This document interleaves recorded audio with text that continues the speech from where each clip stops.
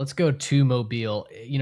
Story time from me. I went to Mobile last spring for a golf trip, and we got to go to the campus of South Alabama. We were actually playing at a club that was hosting a big fundraiser for USA donors, and I kind of fell in love with the city, with the program.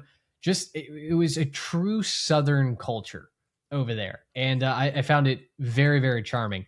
Unfortunately, the football season wasn't nearly as charming as they were having to replace Gio Lopez at quarterback, and Major Applewhite, I think, underdelivered a little bit on some expectations that they had for the program. So, heading into 2026, what do you like about South Alabama? Can they get some of that offensive magic that they had found with Gio Lopez a couple of seasons ago back this year?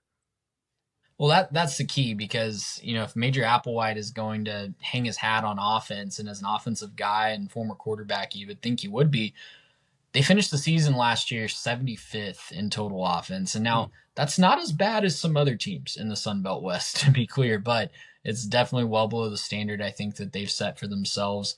They've got some nice continuity, right? They've got Bishop Davenport coming back at quarterback. They've got Keenan Phillips, who in a backup role had 4.8 yards per carry last year.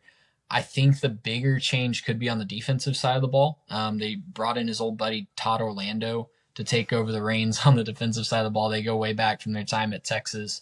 They added Chris Ashef to coach the defensive line. So they didn't score a lot of points and they gave up a ton of points last year. And obviously that's not going to be a good combination, but they are going to have to build around a new core on defense. They are going to have to rebuild kind of the front seven like a couple other teams in this division. But I think that when you have continuity at the quarterback position, that's a nice thing to build on.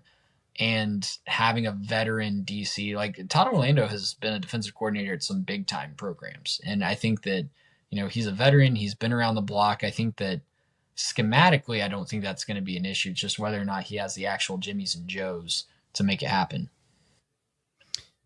Well, look at the schedule for me, and I see a 2-2 start in the non-conference. Southeastern Louisiana and Ohio, a rebuilding Ohio, come to Mobile. They go to Tulane. They go to Kentucky, teams that will just be more talented, more put together, quite frankly, than the Jaguars, although I guess anything is certainly possible on a Saturday afternoon in the South.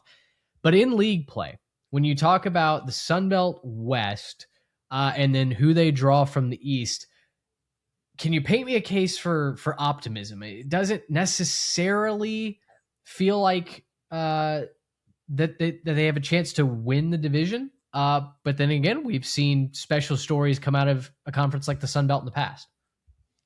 Yeah, getting Arkansas State and Louisiana on the road is really tough because I think those are the teams that they're really competing with, the tier that I would place them in. And if they're going to break into that tier, break above that tier, beating one or both of those teams would be huge, and they get them both on the road. That's really tough. They have to play Marshall on the road as well. That's never an easy road trip.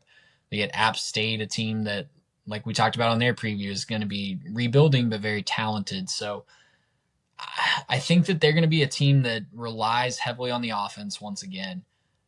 They have the offense to definitely pull off an upset or two, but the consistency and building a team that can actually reach a bowl game or get higher than that is going to be really tough with what I think they're going to be trotting out there on the defensive side of the ball. I think that they could put up 30 points a lot of nights if Major Applewhite's back in his bag, but they might give up 35. And that's just going to be really hard to watch for the fans there in Mobile.